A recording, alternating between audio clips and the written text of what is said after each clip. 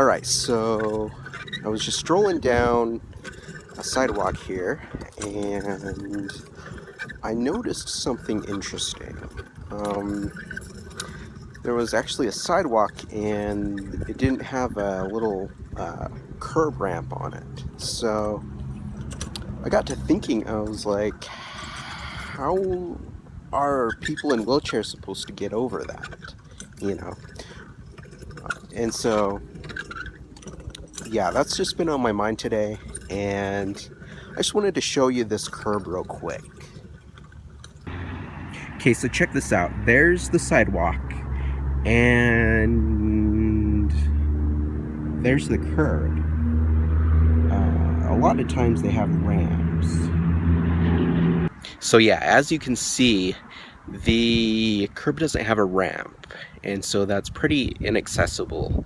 Now, this town's kind of a smaller town, so I kind of expect to see that somewhat, but yeah, it's still a pain in the butt. So again, how do you get over that? Like, how do you fix this problem? Well, you can't really fix it, so there's got to be ways around it. If you watched my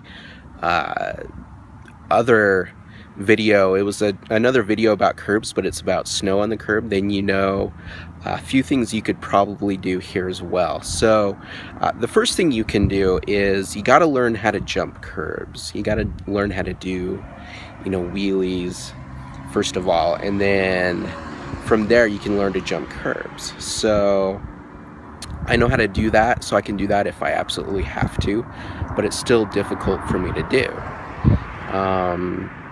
Another issue that arises is you could tell your city council, but they probably won't do anything. It's worth a shot maybe, but I don't know. It actually reminds me of a story. I don't know if you guys know of a guy named Kurt Brinkman, but he was electrocuted trying to climb a telephone pole when he was, I believe, 16. And he's actually from here, Utah. And he entered into some wheelchair races.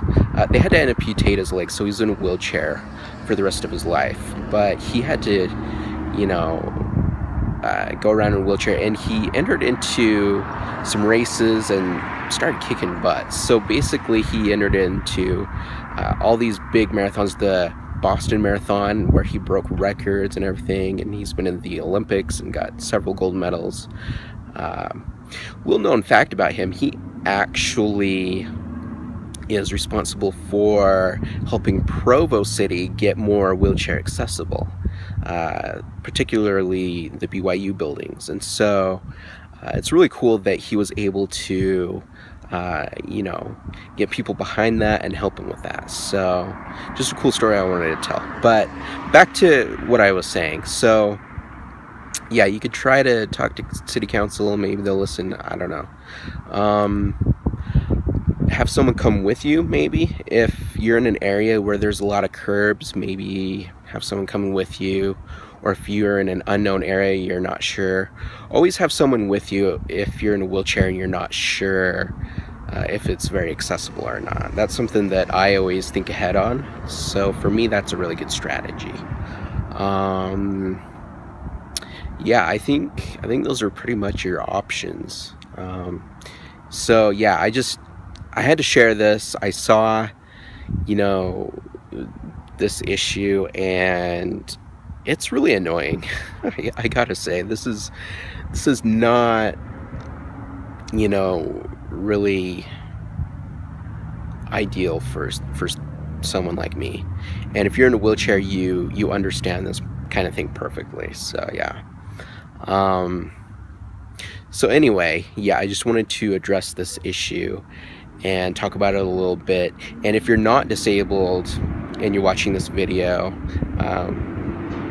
this is your chance to maybe look at it in our eyes, and maybe the next time you go off a curb, maybe you'll notice these things, kind of interesting how sometimes it's just not paved, but yeah. Anyway, tell me in the comments below, if you're in a wheelchair, is this something that you come across often, and is this something that you can handle? Can you jump the curbs? Do you have someone help you? How do you handle this kind of situation? If you're not disabled, have you noticed these types of things? You know, maybe if you have like a family member that's in a wheelchair, is this something that you've thought about?